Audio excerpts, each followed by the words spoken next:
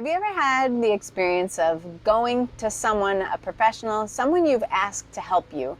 They give you something to do and you just start like freaking out. Like something's coming up. You can't do it. You mean to, but maybe you procrastinate. You want to, but like there's just something that's saying no. Like, has that happened to you? You want to, right? You want to, but something's happening. I'm Sarah Cledwin, spiritual guide and healer. Today I'm going to talk to you a little bit about a process you may want to use to find out what the heck's going on there so you can have more clarity and move forward towards these goals, towards the growth and learning that you're wanting to engage in. So many years ago now, I decided that I wanted to learn more about the spiritual teachings of Yogananda. I had encountered the book, The Autobiography of a Yogi, totally synchronistically, and I read it, was wowed, and then ended up at a kirtan with someone who was doing chants in Yogananda style. And it just so happened that when I connected with that leader of the chants, it just felt like, yes, this is someone I need to be working with. So as we moved through our process together, he was teaching me new meditation techniques. He was exposing me to Yogananda's philosophies and this whole Eastern system of Hinduism. And there was things I was just trying to figure out, working with, and we were going through a regimen of movement and meditation. The first technique, great, fine. It felt like it was really grounding and centering. And when I had that technique down, it was time for me to move on. He gave me an advanced technique. Now, this technique was a complicated one. It actually comes with a stand that you put your elbows on, and there's a posture that you sit in, and there's a mental exercise that you do while you're chanting and trying to, it's a very complicated technique. And I found that when I would sit down and try to do it, I just couldn't. I felt silly. I felt like I was doing it wrong. All these intrusive thoughts would happen. So even though I would sit down and try, it just was feeling really frustrating. When I contacted him and was like, what is going on? And he kind of made light of it and said, you're just starting, just keep sticking with it. But this resistance just wouldn't go away. It wouldn't go away. Every time I sat down, I was just like, couldn't. I turned into a little squirrel. I couldn't sit there. I couldn't do the thing. So one day I was really trying to figure this out.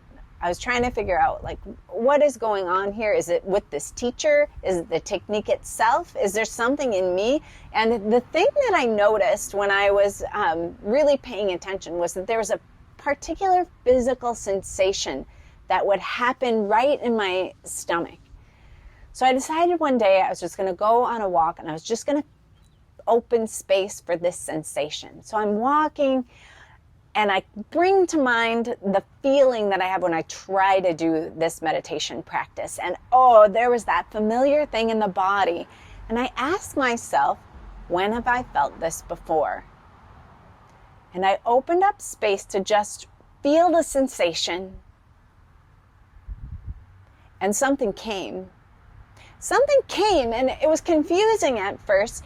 The sensation felt like, oh yeah, I've had that sensation before when I was a teenager. It was a long time ago. And the sensation came with a memory.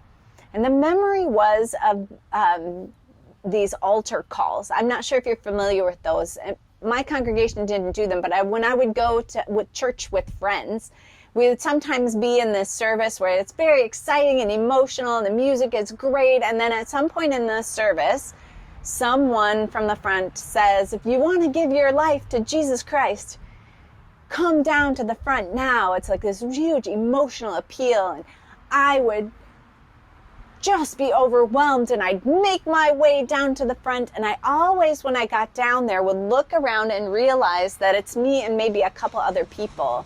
And that everybody else is sitting out there. And I thought, well, what the heck? I don't get it. I don't get why we aren't all down here right now.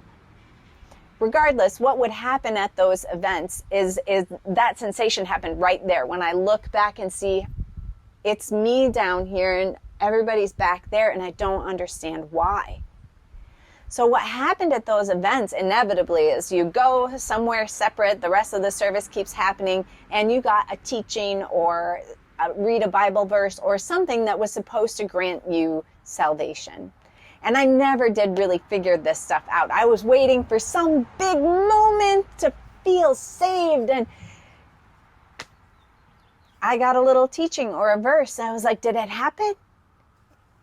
Did it happen? Like, I don't get it. Like, did something happen here? And inevitably, when I came out of those gatherings, I would feel a little bit taken advantage of. I felt tricked. I felt like the emotional, like a room kind of vibe was pulling me down there in a way that I couldn't resist. And like, somehow it wasn't real what happened after that. So I'm sitting here realizing the last time I felt this was at altar call. This is what this feels like. And I thought to myself, well, how does that apply then to this meditation technique? And as soon as I opened the space for that question, another kind of knowing, intuitive wave hit me. Like, oh, what I realized is I'd had so many mystical experiences where I'd had some kind of direct contact with the great mystery that's larger than me, with the life force itself. And this technique was supposed to connect me there, but it didn't. And so I felt a little bit tricked. Like, it felt a little, when I delved into it, like the technique made me feel like I needed to be some kind of circus monkey. That's what it felt like. I had to have my elbows up and the whole posture and be thinking and chanting and that's the whole mantra. And I knew that I didn't need to do that in order to have an experience where I was connected to everything. And so this sensation would come up, stopping me. Like, you don't have to do this. This is unnecessary. You've already experienced what this is trying to get you to. That realization, that connection between this sensation in the body and when it had happened before, what that context was and what the context was in my present life was incredibly helpful. As I sat with that and then engaged with this teacher, what I realized also is that the teacher actually wasn't a good fit for me either. It wasn't just the technique that he was teaching me. And so I left that space and moved on. And what it also gave me was this really deep centeredness about my own experience. Like, this is not the teacher that I needed, but the teacher I needed was already everywhere. And so I opened up the space then to move forward into, like, how do I connect with that in a more natural kind of way? The point of this story right now is just to illustrate that we sometimes do come up against these blocks. Something's happening. We can't engage. We can't do it. We can't move forward. And until we unravel whatever that is, we're just stuck there, struggling, fighting with it, fighting ourselves. And we don't need to. Like, sometimes the thing to do is to engage in some kind of process that opens the space for us to receive what we already know, that we have been fighting with, and so we can't get to it actually, but if we relax, it will come to us.